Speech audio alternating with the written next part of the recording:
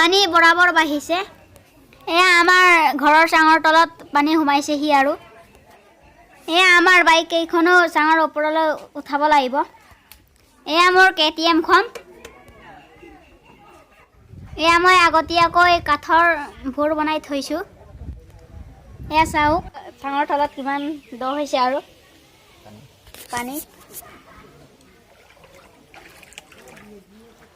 গৰা কিনাৰৰ ফালে গৰু এৰাল দি থৈছিলোঁ, এতিয়া আনিবগৈ লাগিব।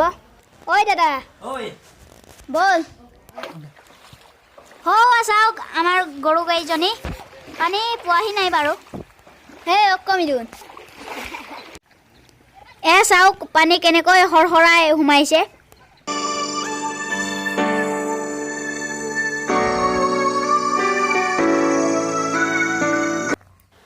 হেই গৰু কেইজনী এৰালৰ পৰা খুলি দি ইয়াতে অলপ চৰিবলৈ দিছোঁ। কাইলৈৰ পৰা এৰাল দিবলৈ জেগাও নহ'ব। আলিৰ ওপৰতে বান্ধি ঘাঁহ চাহ কাটি দিব লাগিব। উপায় নাই আৰু। বনিও খা। গৰু কেইজনী ইয়াতে অলপ চৰিবলৈ দি নদীত নাও বোৱা অলপ শিকি লওঁ। ভিডিঅ'টো চাই থাকিব দেই। ব্ৰহ্মপুত্ৰৰ বুকুত নাও বোৱা শিকিম। দাদা কেমেৰাটো ধৰি দেচোন। শিকিম বুলি ভাবিছোঁ। পাৰিছনে? আৰু অকণ জোৰ লগা।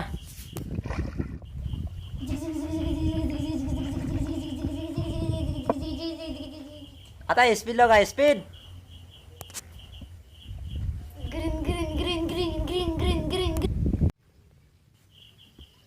চাওক ব্ৰহ্মপুত্ৰৰ মাজৰ বালিচৰৰ পৰা কেনেকৈ খৰি আনিছেগে।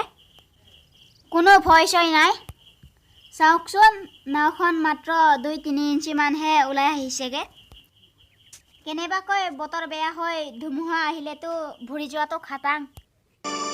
দৃশ্যটো চাই ভালো লাগিছে বাৰু।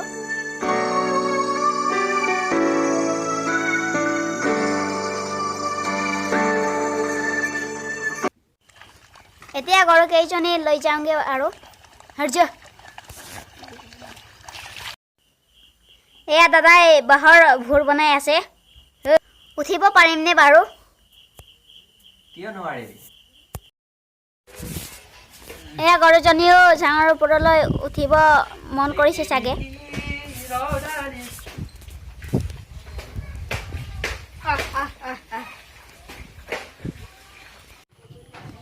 এয়া আমাৰ বাইক 3খন দেউতাই ধুই থৈছে। এতিয়া ওপৰলৈ উঠাব লাগিব।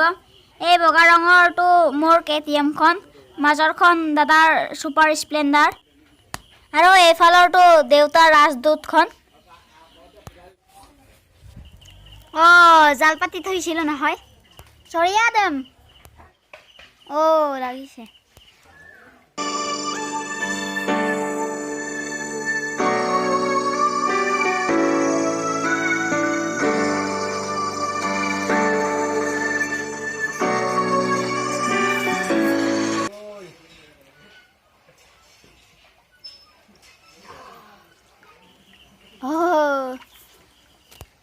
চাৰিটামান।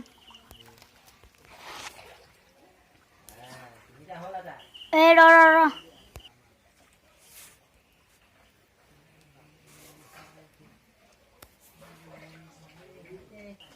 গ'ল।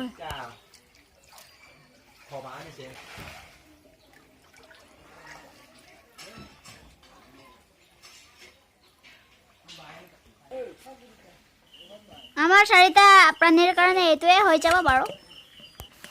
নেক্সট ভিডিঅ'ত লগ পাম। Bye bye.